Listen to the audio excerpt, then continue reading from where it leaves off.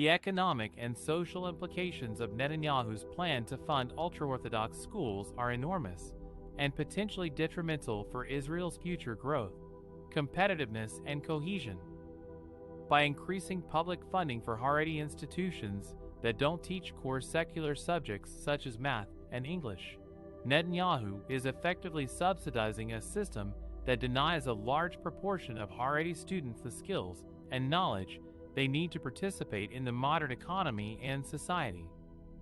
This will not only widen the gap between the Haredi and non-Haredi populations, but also increase the burden on the state budget and the taxpayers who have to support a growing segment of the population that is largely dependent on welfare and does not contribute to the national income.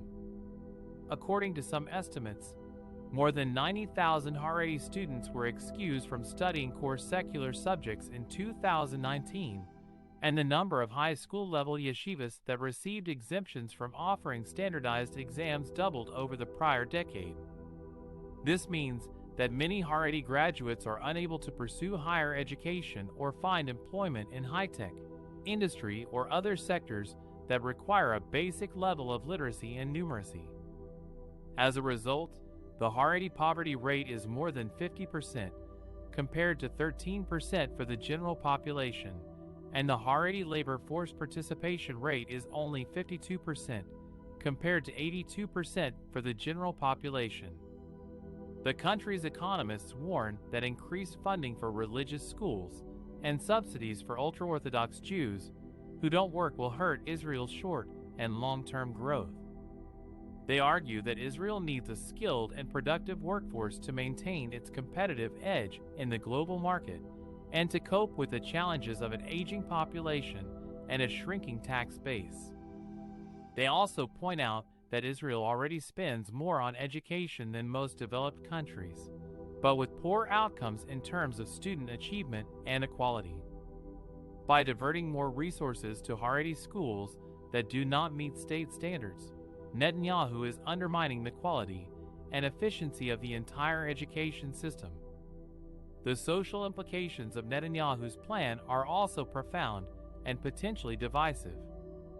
By granting more autonomy and funding to Haredi schools that do not teach core secular subjects, Netanyahu is reinforcing the isolation and segregation of the Haredi community from the rest of Israeli society.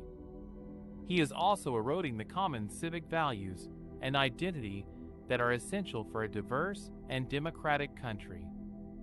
Many Israelis fear that Netanyahu's plan will create a two-tiered society, where one group enjoys privileges and benefits at the expense of another group that bears the costs and responsibilities. They also resent that Netanyahu is making such a major concession to his ultra-Orthodox coalition partners without consulting or informing the public or other sectors.